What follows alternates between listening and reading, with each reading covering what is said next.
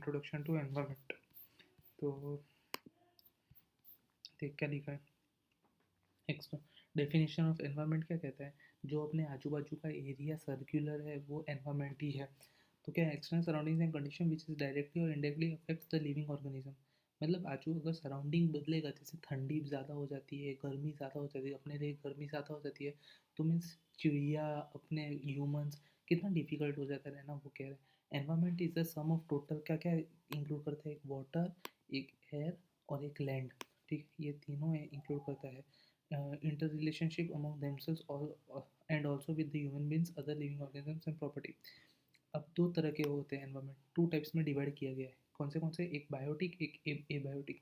Biotic environment क्या आता है, सारे के सारे लिविंग ऑर्गेनिजम्स आते हैं, जो प्लांट्स, एनिमल्स और माइक्रो ऑर्गेनिजम्स। माइक्रो ऑर्गेनिजम्स क्या होता है, जो अपने आँख से नहीं देख सकते। अब एबायोटिक एनवायरनमेंट में क्या क्या आता है, एक्सटर्नल फिजिकल फैक्टर्स, जैसे क्या क्या, एक तो पहले अपना टेम्परेचर हो गया और ह्यूमिडिटी, वाटर, सॉइल। अब अगर समझ एबायोटिक में कैसा आ गया, लाइक टेम्परेचर आया तो अगर गर्मी ज़्यादा होगी तो भाई अपने को मीन्स भाप ज़्यादा लगेगा ना, मीन्स पानी पीने का मन ज़्यादा करता है वो सब। पानी पानी भी अलग मीन्स ज़्यादा वेपोरेट होगा। सॉइल मीन्स ख़राब हो जाएंगे ज़्यादा गर्मी की वजह से। बाकी यही सब चीज़। अब ये एनवायरनमेंट क्या अपने को करता है, एक अपने को रहने के लिए जगह देगा और अपने को खाने पीने के लिए रॉ मटेरियल्स देगा। इकोलॉजी, अभी इकोलॉजी है ना, एक ग्रीक वर्ड से है, शायद एमसीक्यू में पूछ सकते हैं कि भाई ग्रीक से आया था कि लैटिन से आया था, तो याद रखना ग्रीक से आया था। अब इसका मतलब क्या होता है, ऑइकॉस। इको का मतलब ऑइकॉस, और लॉजी का मतलब लोगास। लोगोस, लोगास कहते हैं उधर, इसको ऑइकास कहते हैं, उसको लोगास कहते हैं। तो ऑइकास का मतलब क्या, घर, रहने के लिए जगह, उसको इको बोलते हैं। और लोगास को, और लोगास का मतलब स्टडी, पढ़ाई करना। मीन्स कोई रहने की जगह के लिए पढ़ाई करना, मीन्स अर्थ में रहने की जगह के लिए पढ़ाई करना, उसको इकोलॉजी। इकोलॉजी जो है वो इसका रिलेशनशिप किससे है, लिविंग ऑर्गेनिज्म और लिविंग ऑर्गेनिजम्स और बायोलॉजिकल एनवायरनमेंट के साथ। अब दो तरह के इकोलॉजी होते हैं, एक फिजिकल और एक बायोलॉजिकल। फिजिकल में क्या क्या आता है, लाइट एंड हीट और solar radiation, moisture, wind, oxygen, carbon dioxide, nutrients in soil, water and atmosphere, ये सब आता है। जबकि बायोलॉजिकल में organisms of all kind, plants and animals, ये सब आता है। और बायोलॉजिकल तो यही एबायोटिक टाइप है, बायोटिक टाइप है, ऑर्गेनिज्म से सेम टू सेम है। अब इकोसिस्टम, इकोसिस्टम क्या, दो वर्ड वापस से, इको सिस्टम। तो इको मीन्स क्या, environment, and system means interacting and interdependent. Eco मतलब एनवायरनमेंट और सिस्टम मतलब पूरा का पूरा इको मतलब ये एनवायरनमेंट कैसे चल रहा है उसके बारे में बात करेंगे। The organisms of any community besides interacting among themselves always have functional relationship with the environment. अब समझ, जैसे कि टाइगर है, टाइगर को उसका भी तो कुछ नेचर होगा ना, कि हाँ 20 to 25 डिग्री सेल्सियस मिलेगा तो अपने को अच्छा, नहीं तो अपने को कैसा कि भाई 20 डिग्री तक आता है तो अपने को कंबल ओढ़ना पड़ता है, 50 डिग्री पे आता है तो एसी चालू करना पड़ता है। तो मीन्स एनवायरनमेंट से कुछ ना कुछ तो रिलेशनशिप है ही। It is a community of independent interdependent organisms together with the environment.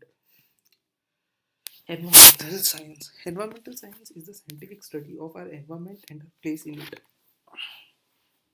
Environmental science is the study of earth, air, water, living organisms and the man with his impact of environment. अब environment में क्या पढ़ते हैं अपने, study of क्या क्या है, earth, air, water और living organisms की। It is highly multidisciplinary, integrating disciplines of physical, chemical, biological science, ये सब के मतलब कोई काम नहीं है। अब आता है स्कोप ऑफ एनवायरमेंटल स्टडीज। इसमें पाँचों के पाँचों पॉइंट इंपॉर्टेंट है। अब ये क्या कहता है, अब अपने क्यों एनवायरमेंटल स्टडीज़ पढ़ रहे, अपने को क्या ज़रूरत पड़ गई एनवायरमेंटल स्टडीज़ पढ़ने की। तो ज़रूरत इसके लिए पड़ी, जैसे नेचुरल रिसोर्सेज। अब जैसे पहाड़ में से अपने को पेड़ मिलते हैं, पत्थर मिलते हैं, और अंदर खोदेंगे तो अपने को लोखंड मिलेंगे और अलग अलग वस्तुएं मिल सकती है। इकोलॉजी एंड बायोडाइवर्सिटी, अपने को नेचर के बारे में जानने मिलता है। एनवायरमेंटल पॉल्यूशन कंट्रोल, अब पेड़ की वजह से पॉल्यूशन सब कंट्रोल में आते हैं। Social issues in relation to development and environmental, अब जो भी कुछ आजू बाजू मीन्स जैसे कि कुछ भी इशू होता है जैसे खाने पीने सबका, तो मीन्स एनवायरमेंट से ही रिलेशन रिलेटेड होता है। Human population and environment means घर का अपने अगर ज़्यादा पॉपुलेशन हो जाता है तो भी एनवायरमेंट को अफेक्ट होगा, क्या क्या होगा वो सब। Environmental studies is also very important since it deals with most basic और routine issues. Obviously बात है कि भाई environment ही अपने लिए सबसे important है, क्योंकि अगर environment खराब होगा वैसे तो अपने को मीन्स ठंडी का ये ग्लोबल वार्मिंग ज़्यादा हो जाएगी, वो सब होगा। देखिए तो लिखे ना ग्लोबल वार्मिंग, वो सब रहेगा। अब क्या है कंपोनेंट्स ऑफ एनवायरनमेंट, अब चार टाइप के कंपोनेंट्स हैं। क्या क्या है चारों ही नाम याद करना इंपॉर्टेंट है। अब तेरे को एटमोसफियर तो याद ही रहता है कि हाँ भाई एटमोसफियर होता है। हम हिमांशु ने बायोस्फीयर लिया है, तो बायो तो बायोस्फीयर। अब तीसरा कौन सा,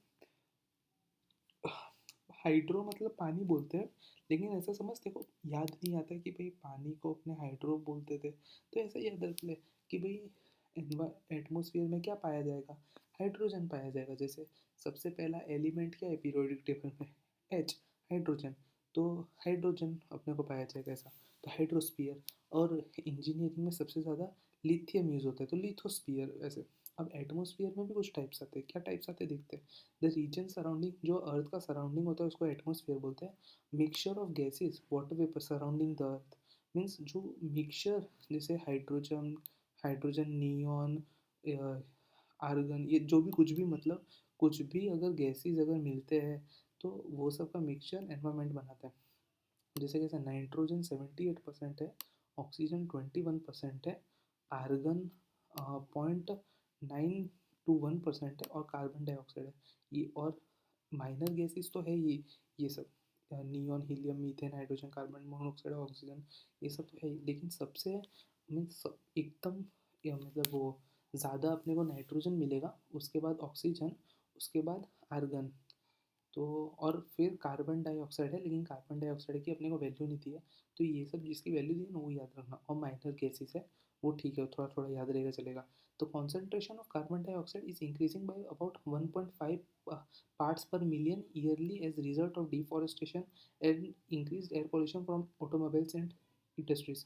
अब कार्बन डाइऑक्साइड की 1.5 ppm तक, क्या बोलते हैं वो, पर ईयरली बढ़ते जा रहा है। क्यों बढ़ते जा रहा है, कि भाई अपने पेड़ वेड़ काट रहे हैं, ज़्यादा गाड़ी आ रही है, तो मीन्स ऑक्सीजन का लेवल कम होते जा रहा है। On the basis of temperature profile and other related phenomena, atmosphere is divided into following major layers. अब मैंने कहा था ना एटमोसफियर के भी लेयर्स है कुछ। अब ये चार लेयर्स है, troposphere, stratosphere, mesosphere and thermosphere and exosphere, पाँच है। अब ये पाँच कैसे, अब देख ये मैं तेको अच्छे से समझाने के लिए ये लाया, देखिए ना, troposphere, stratosphere, mesosphere, thermosphere, exosphere. देख आ, देख अभी इसमें तो छोटा नहीं है, ये एग्जैक्ट इतना ही है। तो एक पहले एक सेकंड चालू रखो। कोई और इमेज,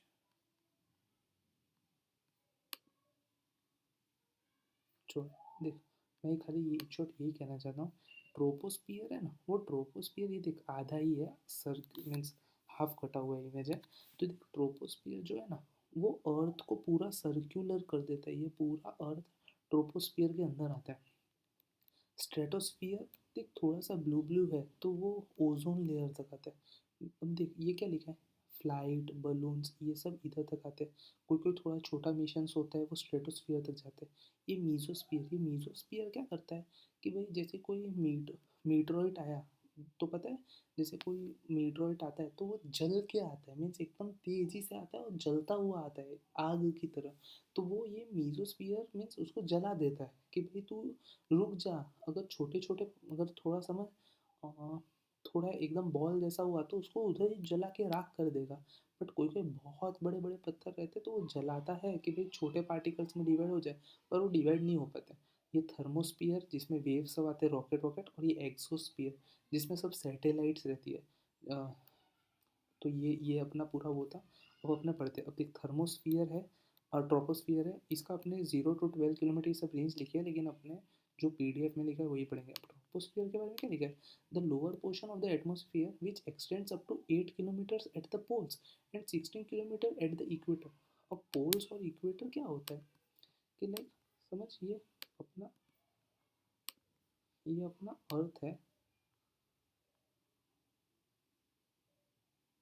क्या हो गए तो ना यार। हाँ देखो हुआ ना, ये समझ, ये अपना अर्थ है, ये अपना अर्थ है ना। तो ये समझ ले, ऐसे मैं एक लाइन बना देता हूँ। तो ये वाला जो है ना, ये पोल है, ये पोल है। तो ये भी पोल ही रहेगा, ये भी, अरे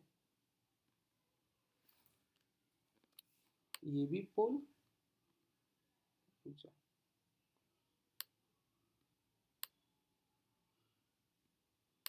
ये भी पोल, ये भी पोल। और ये जो रहेगा ना, ये वाला साइड,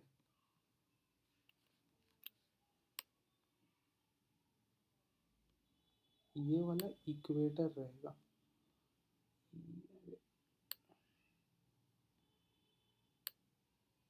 ये वाला इक्वेटर रहेगा, तो ये पोल और ये इक्वेटर राइट साइड में, समझे। तो अब क्या बोला है कि भाई on an average it extends up to 8 kilometre at the poles. अब इसका जो ये वाला जो है ना, ये वाला वो 8 किलोमीटर है। और जो ये इक्वेटर वाला है ना, वो 16 किलोमीटर है। तो ये सब मैं हटा देता हूँ कि भाई देखते टाइम पे कोई दिक्कत ना पड़े। हाँ mummy, 10 minute. On an average it extends up to 10 kilometre from earth surface. और ये 10 से 11 किलोमीटर मतलब अर्थ सरफेस से ऊपर होता है। The temperature in this region decrease at the rate of 5 to 7 degree Celsius per kilometre. अब होता कैसा है कि भाई अपने जितना पोल की तरफ जाते रहेंगे, उतना मतलब 5 to 7 degree Celsius per kilometre घटते रहेगा जितना जाते रहेंगे। एक सेकंड, तेरा ही मैसेज आया है। Short term properties of the troposphere temperature. अब ये सब क्या प्रॉपर्टी मतलब उसमें होता है, एक तो होता है टेम्परेचर, एक होता है wind, pressure, humidity, cloud etcetera, ये सब होता है। और अब स्ट्रेटोस्फियर, अब स्ट्रेटोस्फियर में क्या है देख, अपना ये ट्रोपोस्फियर कंप्लीट हो गया। अब स्ट्रेटोस्फियर, अब ओजोन लेयर वाली बात है कि देखना, stratosphere it is about troposphere. और ये 10 से 11 मतलब शुरुआत में,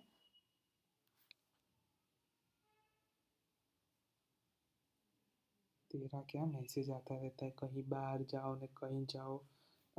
it is about troposphere and extends up to 50 to 55 kilometre.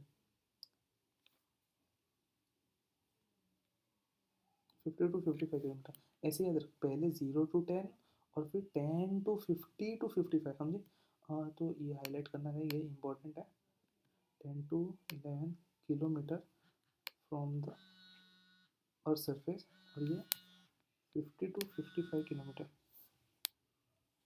Hello, ऐसे ठान के रखिए ना कि मतलब हिमांशु जब मतलब तेरे को समझाने बैठे तभी कॉल कर दो। बोल बोल चल, बोल 10-15 मिनट પછી कॉल करूँ ચાલશે? हाँ તો હશે ને તો 5:45 कॉल करજે ને મને। Bye. This layer contains ozone layer. अभी अब ये क्या करेगा, ये लेयर ओजोन लेयर को कंटेन करेगा। अब ozone acts as shield for the earth surface. Ozone shield की तरह एक्ट करता है। इट एब्जॉर्ब्स अल्ट्रा यूवी रेडिएशंस को मतलब एब्जॉर्ब कर लेता है कि अपने इसके लिए अपने सनस्क्रीन यूज़ करते हैं कि भाई अभी क्या है, ओजोन लेयर बहुत खराब मीन्स बर्नआउट हो गया है। तो भाई यूवी रेडिएशंस अपने स्किन पे पड़ते हैं, इसलिए सनस्क्रीन यूज़ करते हैं। This causes temperature increase in the upper part of the layer. जो ऊपर के लेयर होते हैं उसके लिए भाई ऑब्वियसली सन का वो ज़्यादा गर्म आएगा, तो ऊपर में थोड़ी गर्मी ज़्यादा होती है। मीजोस्फीयर, मीजोस्फीयर क्या होता है देख, मीजोस्फीयर आ गया अपने। मीजोस्फीयर में क्या जला देता है सब मीटरॉइड को। Mesosphere it is the layer above stratosphere. हाँ ऑब्वियसली अबव रहेगा। अब वो 10 to 50 था, तो अब ये क्या देगा, एक्सटेंड्स अप टू 80 किलोमीटर। ये 80 किलोमीटर तक चले जाएगा, 50 to 80। Okay, extends up to 80 kilometre. Temperature decreases slowly with altitude but then sharply to about 75%। ये क्या कहना चाह रहा है कि समझ, ये जैसे स्ट्रेटोस्फीयर था, तो समझ इधर से जा रहे धीरे धीरे धीरे धीरे। बट जब इधर थोड़ा एक ले टाइम आ जाएगा ना, एकदम ड्रास्टिकली चेंज हो जाएगा पूरा टेम्परेचर, और -75 डिग्री सेल्सियस तक चले जाता है। This is the coldest region of the atmosphere. ये सबसे ठंडा रीजन है। This layer protects from the earth from meteoroid they burn up in this area. अब क्या करता है, ये जो लेयर है वो भाई मीटरॉइड को प्रोटेक्ट करता है और जला देता है। थर्मोस्फियर, ये क्या extends up to 500 kilometre. The air is very thin in this region. अपने सांस नहीं ले सकते, अपने थर्मोस्फियर का देखना रह गया। थर्मोस्फियर ये वाला ज़्यादा ठंडा रहता है इधर, बहुत पतला होता है हवा। Temperature increases rapidly with increases in height. जैसे जैसे ऊपर जाते हैं अपने वैसे वैसे और टेम्परेचर बहुत गिरते जाते हैं। The heating of this layer is due to absorption of solar energy. अब ये क्या हीट कैसे होता है? सोलर मीन्स ये सन की मदद, सन के कारण ये हीट हो जाता है, ठंडी सॉरी गर्मी बहुत हो जाती है उधर सन के कारण। Within the thermosphere there is a layer of charge particle known as ionosphere. अब ये इधर इधर है ना, मीन्स सन वन सब आते हैं ना, तो उसके कारण एक चार्ज पार्टिकल बन जाते हैं, जैसे अपने इधर इलेक्ट्रॉन बोलते हैं, वो आयोनोस्फीयर होता है। अब एक्सोस्फीयर, एक्सोस्फीयर ये लास्ट अपना है exosphere. The upper part of the thermosphere it extends up to 550 kilometre. ये कितना 550 किलोमीटर तक चले जाता है। This layer is almost airless and empty. इधर अपने सांस नहीं ले सकते और पूरा खाली होता है, जहाँ खाली अपने अगर एक बार चले गए तो कभी वापस लौट के नहीं आ पाएंगे। It probably contains hydrogen gas in ionize state. इधर सबसे ज़्यादा हाइड्रोजन होता है और इसका टेम्परेचर 1200 डिग्री सेल्सियस तक जाता है। Hydrosphere, the hydrosphere is in fact the water environment. अब दूसरा आ गया अपना, इस पूरा अपना ये एक्सोस्फीयर खत्म, एटमोसफियर खत्म हो गया, अब अपने हाइड्रोस्फीयर आ गए। अब hydrosphere is the fact the water environment. ये हाइड्रोस्फीयर वाटर के बारे में बात करते हैं। 70% of earth is covered by water. 70% पानी हो है अपने अर्थ में और वाटर इज अवेलेबल इन। अब वाटर कैसे कैसे अवेलेबल है वो सब बताया गया है। Hydrosphere contains about 1,360 billion cubic kilometer of water, out of which 97% is in oceans. अब 1,360 मिलियन क्यूबिक किलोमीटर पानी है, जिसमें से 97 जो परसेंट है ना वो ओशंस में है, 97, और 2% सी में है, और बाकी ग्लेशियर्स और आइस कैप है जो 1% कंटेन करता है ऑफ मीन्स, और वो जो फ्रेश पानी अपने पी सकते हैं फॉर ह्यूमन कंजप्शन। अब आता है lithosphere. The outer soil crust of the earth is lithosphere. The living organisms plant and vegetation are supported by lithosphere. ये क्या सॉइल कह रहा है, सॉइल। अब सॉइल के ऊपर ही प्लांट होंगे, इसके लिए सब कह रहा है भाई सब लिविंग ऑर्गेनिजम्स लिथोस्फीयर के कारण जिंदा है कि भाई उसके ऊपर ही अपने घर बना के जी रहे। It also contains resources like minerals, organic. हाँ, ज़मीन के अंदर ही अपने को सब हवा पानी सब मिलेगा, कुछ भी लोखंड वोखंड सब ऐसा। Lithosphere plays an important role as it not only produces food for human beings and animals, but also the decomposition of organic wastes is carried by a host of microorganisms in soil. मतलब ये lithosphere खाली अपने लिए ही important नहीं है, micro organisms होते हैं जो सॉइल को भाई अच्छा बना देते हैं। कोई भी अपने कचरा वचरा फेंकते हैं तो उसको मीन्स वो ठीक कर देते हैं। इसके लिए बोलते थे मैं वो था ना यार, जो फार्मर के लिए बहुत बेस्ट क्या कहते थे। अब देख biosphere. Biosphere is the thin outer crust of the earth which includes all the living organisms and their environment. Bio वो थिन आउटर क्रस्ट है अर्थ का। It extends from the lowest sea bed level to about 24 kilometre of the atmosphere. मतलब ये कहना क्या चाह रहा है, जैसे समझ ये अर्थ है ना, अब समझ अपने इधर लैंड बना के रह रहे और इधर पानी है, तो ये पानी के सी बेड से एटमॉस्फेयर का 24 किलोमीटर तक कंटेन करता है, ये बायोस्फीयर रहता है। तो अब क्या कह रहा है कि भाई लोएस्ट सी बेड से 24 किलोमीटर एटमॉस्फेयर तक। दस द बायोस्फीयर कंसिस्ट ऑफ, अब क्या क्या कंसिस्ट करे, लिथोस्फीयर, एटमॉस्फेयर और हाइड्रोस्फीयर। मतलब ये तीनों को कंटेन करता है, चौथा वाला है ऊपर के तीनों को लेके रखता है अंदर। The living organisms interact with one another in biosphere and sustains their life. मतलब लिविंग ऑर्गेनिजम्स है वो एक दूसरे के साथ रहते हैं और अपना लाइफ गुजारते हैं। The life supporting resources are also available from the biosphere. मतलब अगर लाइफ, अगर अपने को खाली जीनी हो ना तो अच्छे से, खाली कुछ अपने को घर वर ऐसा कुछ नहीं, तो बायोस्फीयर से भी काम चल सकता है। अब क्या है impact of technology development on environment. अब क्या क्या इम्पैक्ट पड़े ये अपने टेक्नोलॉजी का एनवायरमेंट के ऊपर। The biosphere has received and assimilated the waste generated by plants and animals for centuries. The sustaining and assimilating capacity of biosphere is tremendous, but it is not infinite. अब क्या कहते हैं कि भाई अपने ने बहुत कचरा पानी अपना कचरा सब फेंक दिया है, तो मीन्स अब एक अपना अर्थ एक टाइप तक मीन्स ठीक कर सकता है, बट ऐसा नहीं अपना गंदा करते जाए और काम करते जाएंगे। For every natural act of pollution there are natural forces that restores the quality of environment. अब ये क्या कह रहा है कि भाई हर एक मीन्स अगर अपने गंदा करते प्लास्टिक फेंकते, तो नेचर के पास उसका प्लान है कि वो प्लास्टिक को कैसे भाई वो डिकम्पोज कर सकता है कुछ भी करके कि ज़्यादा हार्म ना हो जाए एनवायरमेंट को। फॉर एग्जाम्पल के लिए नेचुरल सिस्टम्स और force have been ever active dispersing smoke from forest fires और वॉल्केनिक इरप्शंस। जैसे अब भाई वॉल्केनो जब फटता है तो कितना स्मोक निकलता है, कितने लावा निकलते हैं, diluting animal wastage bye washing it into the reverse. अब क्या करता है कि भाई जैसे मीन्स अ, ये एनिमल का जो वेस्ट होता है वो कैसे निकल जाता है, जैसे कुछ पानी वानी उधर आएगा तो वो मीन्स कैनाल में ऐसा सब जगह चले जाएगा और बहा देगा पूरा ख़त्म, और मिट्टी के अंदर मिला देगा in the streams of in converting waste of past generation of plants and animals into soil by microbiological activity. अब प्लांट कुछ सड़ गए अपने उधर नहीं जाते हैं तो अपने खुद ही मिट्टी के अंदर गल जाएंगे और जो माइक्रो ऑर्गेनिजम्स है उसको खा के मिट्टी को और वो बना देंगे, मीन्स नरम बना देंगे कि भाई अच्छा खेती हो पाए उधर। For centuries biosphere has done the self purification. जो बायोस्फीयर है उसने अपने खुद ही उसको हील करना चाहे as the quantity of waste of pollutant generated were within its assimilative capacity, but now it is shown showing signs of stresses as quantity of pollutant have increased tremendously due to man's activity। अब क्या कह रहा है कि भाई अपना biosphere है वो अपने आप को ठीक तो कर रहा था, अपने को दिख भी रहा था कि वो अपने आप को हील कर रहा है, बट अब क्या हो गया कि इतना तो वो 10% अपने उसके ऊपर लोड दे रहे थे ना, तो वो बोल रहा था ठीक है ठीक है, बट जब से मैन को ऐसे लालच हो गया ना कि और चाहिए तो 70% से जैसा लोड दे दिया अपने उसको, तो बोला कि अब मेरे से नहीं होगा ऐसा। Man is the only living organism capable of modifying its surrounding environment accordingly to need, other animals change according to its to the environment. अपने कैसा है कि अपने को जैसा चाहिए वैसा अपना एनवायरमेंट कर देते हैं, बट जो अदर एनिमल कैसा है कि जैसा एनवायरमेंट हो रहा है वैसे वो लोग चेंज होते हैं। इंपॉर्टेंट लाइक लगी मेरे को। First man started hunting animals and cutting trees for his basic need. पहले लोग प्राणियों को मारते थे थोड़ा पेट भरने के लिए और पेड़ वेड़ काटते थे कि घर बना पाए, इतनी ही थी। बट फिर क्या होने लगा कि भाई वो लोग घर मीन्स गेहूँ सब उगाने लगे और पूरे के पूरे फॉरेस्ट ही काटने लगे कि भाई और गेहूँ खाना ऐसा सब कि भाई मीन्स घर बनाना ऐसा सब।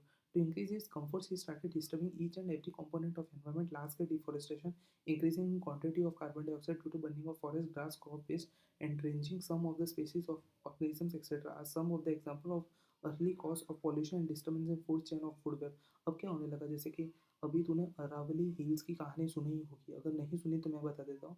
अरावली हिल्स को पूरे मीन्स लाइक 100 मीटर्स तक थे, तो अभी ये सुप्रीम कोर्ट का वर्डिक्ट था कि भाई जो भी 1900 मीटर के ऊपर के जो पहाड़ होंगे उसको ही अरावली हिल्स माने जाएगा, बाकी सब माइनिंग में दे देगा। माइनिंग से क्या होगा, तो उधर मीन्स सारे के सारे अरावली हिल्स टूट जाते।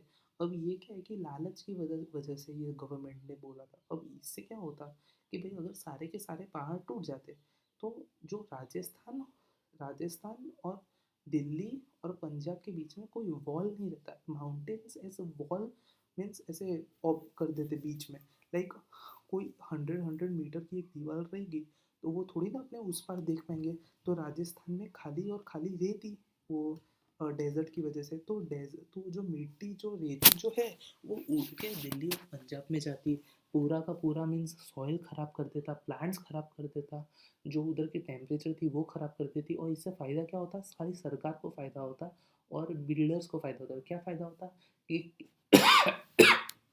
उसके अंदर से जितना माइनिंग ओर्स है, आयरन्स है, वो सब निकाल के बेच पाते और उसके ऊपर घर बनाते अपनी लालच के हिसाब से ऐसा कि मीन्स। और उसके अंदर कितने प्राणियाँ रहते होंगे, तो सब समझ, अगर चूहा ही मर गया तो चूहा मर गया, तो बिल्ली क्या खाएगी, बिल्ली अगर बिल्ली मर गई तो भाई ये शेर ये सब क्या खाएंगे, ऐसा सब पूरा फूड चेन को ही डिस्टर्ब कर दिया। but up to that time but up to a time that pollution of amount of pollution was within estimated capacity of environment, so the effects were not pronounced. But with the start of industrial revolution of the total scenario changed, everything changed in the use of fossil for generation of power और running vehicles, many industries we started to produce. अब पहले ऐसा कुछ नहीं था, पहले हाथ लारी ही चलती थी, मीन्स बफेलो को बांध के अपने पीछे सामान लेके जाओ।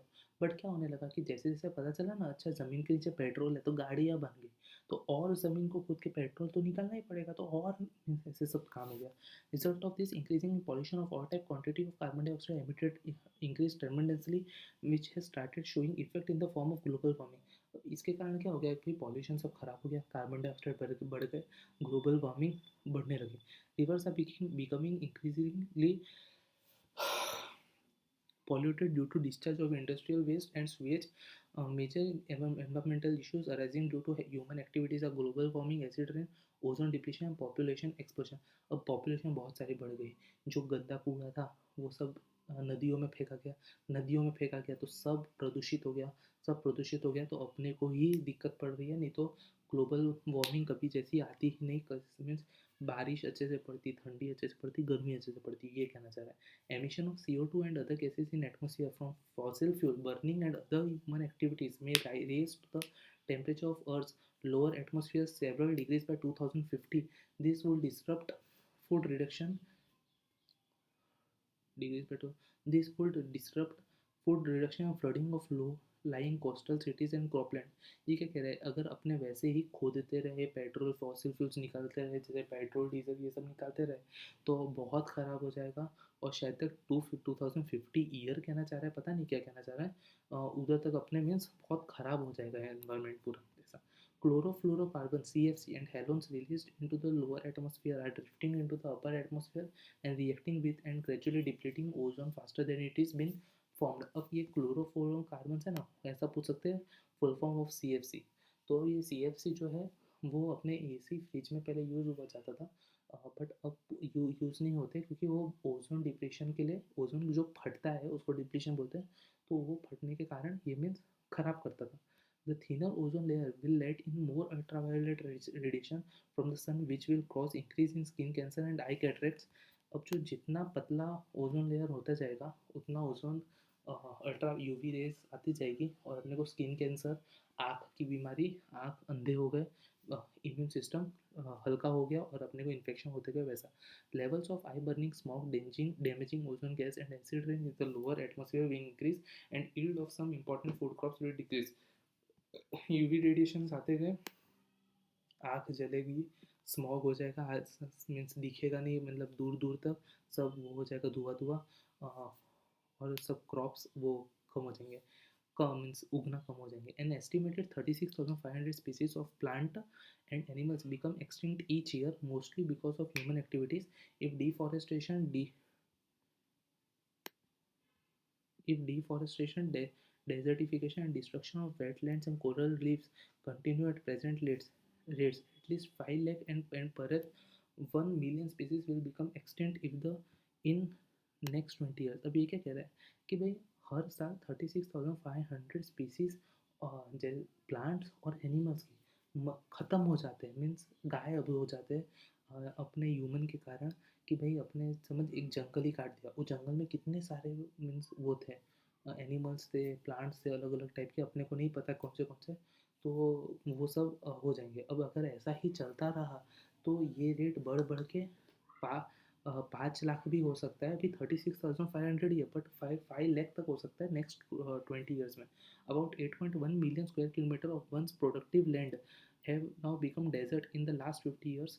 Each year about 61,000 square kilometer of new deserts are formed। अब क्या कह रहे हैं कि अगर समझ पूरी ज़मीन कोई खोद दी, कोई पेड़ पौधे ही नहीं रहे, तो पेड़ पौधे ही नहीं रहे तो उधर पानी क्या जाएगा, कुछ नहीं जाएगा। तो वैसा पिछले 50 साल में 8.1 मिलियन स्क्वायर किलोमीटर बहुत हो गया, उतने डेजर्ट बन गए। और हर साल 61,000 स्क्वायर किलोमीटर नए डेजर्ट्स बन जा रहे हैं, मतलब इतना मीन्स वो हो जा रहा है ना, क्या बोलते हैं, पेड़ वेड़ काट दे रहे हैं ना, तो उसके कारण डेजर्ट बन जा रहा है पूरा एरिया, कि भाई उसमें क्रॉप व्रॉप कुछ नहीं उगेगा। Topsoil is eroding faster than it forms, about 35% of the world cropland on crop productivity on one third of the earth's irrigated area has been reduced by salt bit up into the topsoil। अब क्या कह रहा है कि भाई जो ऊपर की जो लेयर होती थी, जो अच्छी लेयर जो प्लांट्स को उगने में मदद करती थी, वो 35% मीन्स ख़त्म होती जा रही है, जैसे कि मीन्स बहुत कम होती जा रही है, कि भाई वो अच्छी रहेगी ही नहीं, वो अच्छी रहेगी नहीं तो क्या मतलब अच्छा क्रॉप्स थोड़ी ना उगेगा, ऐसा कह रहा है। एनवायरमेंटल डिग्रेडेशन, क्या कह रहा है एनवायरमेंटल डिग्रेडेशन, एक second. Population growth, increasing standard of living, rapid deforestation, industrialisation and unplanned urbanisation. अब जैसे समझ एक जगह जंगल ही जंगल था, अब उसको अपने ने पूरा काट दिया, अब मतलब उधर रहने लगे। तो कुछ उसका प्लान नहीं है कि भाई इधर ग्रीनरी कैसे थोड़ी भी बचावे, ऐसा कुछ नहीं, सब काट दो ऐसा, इंडस्ट्रीज बना दो, फैक्ट्रीज बना दो ऐसा। सम of these components have changed to such an extent that cannot be set right by self-regulatory mechanism of the environment. Consequently, the change environmental condition adversely affect the living organisms of the biosphere. अब ये कह रहा है ये सब जो ऐसी factors है जो अपने खुद ठीक नहीं हो सकती और ठीक करने के लिए बहुत टाइम भी लगेगा, जो आप लिविंग ऑर्गेनिज्म बिगाड़ रहे हैं उसके कारण एनवायरनमेंट बिगड़ रही है। Environmental degradation thus can be defined as the lowering of environmental qualities due to the damage caused by both natural and events and human activities in the basic structure of the environment at local, regional, and global levels, adversely affecting all living organisms including man. अब ये कह रहा है कि भाई ये जो है अपने को कम करना पड़ेगा, क्योंकि एनवायरनमेंट अपने को कभी कभी नुकसान भी पहुंचाता है। जैसे वॉल्केनो फटा तो आजू बाजू के प्लांट्स जो थे वो भी तो मर गए ना, और अपने तो खत्म कर ही रहे ऐसा। The total environmental degradation and pollution arises mainly due to consumption of natural resources by over population of the developing countries and wasteful over consumption of resources by developed countries. अभी क्या कहता है, जैसे अपना इंडिया डेवलपिंग कंट्री है, तो developing country ऐसा तो थोड़ी ना कि भाई सब जंगल ही काट देंगे। तो वही कह रहा है कि भाई डेवलपिंग कंट्री भी बहुत ख़राब कर रहा है कि भाई उसके अंदर मीन्स वो है कॉपर अंदर गड़ा हुआ है, तो भाई पूरा जंगल ही खोद दो, कॉपर ही निकाल दो, तो कि मीन्स और डेवलप हो जाए अपने वो लालसा से वो खोदे जा रहे हैं। और डेवलप कंट्रीज अपने आप को मेंटेन करने के लिए वो रिसोर्सेज फाइंड करने के लिए फॉरेस्ट को वो कर रही है। PAT equation popularly known as the impact equation is presented. ये क्या कह रहा है, I I equals to P A T.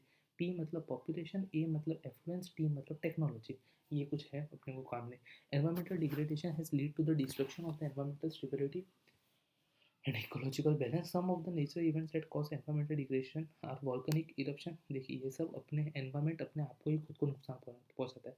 कभी कभी पेड़ रगड़ने से फॉरेस्ट फायर हो जाते हैं, अर्थक्वेक आता है तो सब पेड़ पौधे उखड़ जाते हैं, और फ्लड्स के कारण पेड़ पौधे उगड़ जाते हैं ऐसा। Examples of human activities causing pollution and degradation of environment, nuclear explosion, release of toxic gases from automobiles, power plants and various industries. ये सब के कारण अपने मीन्स एनवायरनमेंट को पहुंचा रहे हैं। जैसे न्यूक्लियर एक्सप्लोशन मतलब कहीं पानी के बीच में न्यूक्लियर फोड़ दिया, जो वो तो जापान में फूटा था, वैसा न्यूक्लियर पानी के अंदर फोड़ दिया तो पानी तो खराब हुआ ना ऐसा। Environmental education is an integral process which deals with the man inter relationship with his nature and man made surroundings, including the relationship of population growth, pollution, resource allocation and depletion, conservation, technology, urban and rural planning to the total human environment. अब ये क्या कह रहा है, environmental education देता है। क्या environmental education देता है, जैसे कि भाई इतना सारा नुकसान हो रहा है, तो भाई नुकसान हो रहा है तो वो मीन्स हम अपने एनवायरमेंट को कैसे बचा सकते हैं वो सब पढ़ाई इसमें करवाता है। Important in dealing with the global and local issues of environment. अब क्या क्या लोकल इशूज़ है, कोई छोटा मोटा पेड़ काट रहा है वो सब के बारे में पढ़ाता है। Developing awareness about the consequences and the challenges which would arise due to man handling the environment, कि भाई आगे जाके क्या अपने को इश्यूज फेस करने पड़ेंगे अगर यही पूरा जंगल काट दिया तो क्या क्या इश्यूज फेस करने पड़ेंगे, वो सब सिखाता है।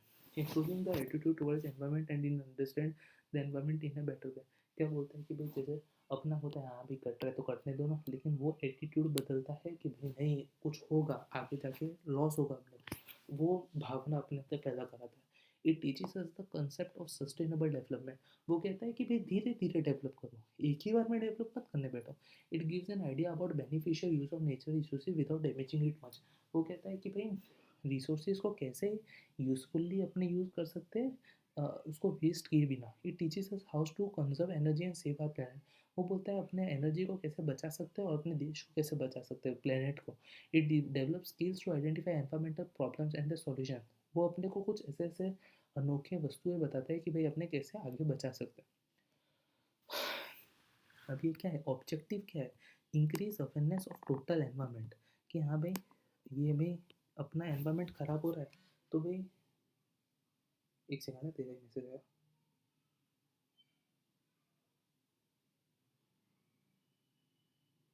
तो अवेयरनेस बढ़ाता है टोटल मीन पूरे एनवायरनमेंट के लिए कि क्या होगा क्या नहीं। नॉलेज बढ़ाता है कि भाई ये पौधे ये काम करेंगे ये करेंगे। एटीट्यूड बदल देता है, वो तो बताया। मोटिवेशन अपने को दिलाता है कि नहीं भाई अपने को प्रोटेक्ट करने का। Principles of environmental education. Environmental education considers environment in totality. Environment education ये बताता है पूरे के पूरे एनवायरमेंट को बचाना है, ऐसा नहीं अपने खाली इंडिया को ही बचाना है, पूरे देश को बचाना है। It is not a one shot learning process but it requires a holistic approach as it multidisciplinary in nation.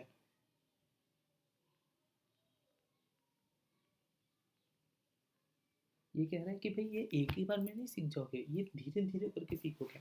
Environmental hazards are controllable and every citizen has a moral obligation responsibility toward this. अब ये जो है ये अपने को आगे जाके loss करेगा, ये हर एक नागरिक को सीखना चाहिए। Education must be given to all section of the society. हर एक घर में ये वाली शिक्षा देनी चाहिए कि पेड़ बचाओ देश बचाओ, ऐसा। Help learner to discover the system and causes of environmental problems. वो लोगों को बताओ क्या क्या दिक्कत आ सकती है। Mechanical engineering, importance of different engineering discipline, क्या क्या है mechanical engineering. It deals with the design and operation of many combustion process. Mechanical engineering क्या करता है कि जैसे कोई फैक्ट्री बन रही है तो वो ऐसी कोई सिस्टम बनाएगा कि भाई वो जो फैक्ट्री में से जो पॉल्यूशन रिलीज हो रहा है उसको कम कर पाए। ही और she try to increase the efficiency of combustion process. Incomplete combustion leads to production of carbon dioxide and other air pollutants. अब समझ, अपने कोल यूज़ कर रहे हैं और कोल से खाली 90% ऑफ एफिशिएंसी ही निकल पा रही है, तो वो ये सोचेगा कि जो 10% वेस्ट हो रही है जो कार्बन डाइऑक्साइड और अपने देश को खराब कर रहा है वो 90 से 95 कैसे कर पा रहा है। तो वो सोचता है use of refrigeration which have higher global warming potential which may eliminate the use of this environmentally.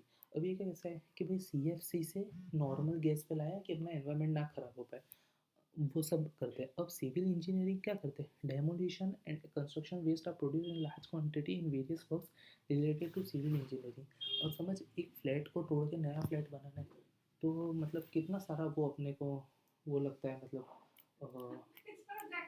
अरे चुप रहिए ना यार, अभी खाली 5 मिनट। डेमोनेशन मतलब कितना वो धूल मिट्टी करेगा, तो उसको कैसे कम कर पाए। If a civil engineer is aware of the problem cause in handling and disposing of waste, मतलब अगर सिविल इंजीनियरिंग को भी सीखा हो तो ये सब वो कम करने के बारे में सोच सकता है। इलेक्ट्रिकल इंजीनियरिंग क्या कर सकता है, producing energy by conventional energy source cause depletion of natural resources and large amount of pollution. अब समझ, जैसे अपने घर में इलेक्ट्रिसिटी कोल जलाने से आ रहा है, तो साइंस मीन्स ये इंजीनियरिंग लोग ने क्या किया, सोलर पैनल ला दिए कि भाई सन की जो एनर्जी दे रहा है वही अपने यूज़ कर ले, तो कोल जलाने की दिक्कत नहीं आएगी ना, ऐसा। Power sector is the one of the largest contributors. अब ये पावर सेक्टर है वो सबसे ज़्यादा कॉन्ट्रीब्यूट करता है एनवायरमेंट को बचाने के लिए, क्योंकि जब से सोलर पैनल आया है तब से बहुत फ़ायदा हो रहा है अपनी गवर्नमेंट को। Basic knowledge of different types of pollutants produce in power generation and there impact on environment. ये लोग को थोड़ी नॉलेज, बेसिक नॉलेज होनी चाहिए कि भाई कैसे क्या क्या बचाना है अपने एनवायरमेंट को।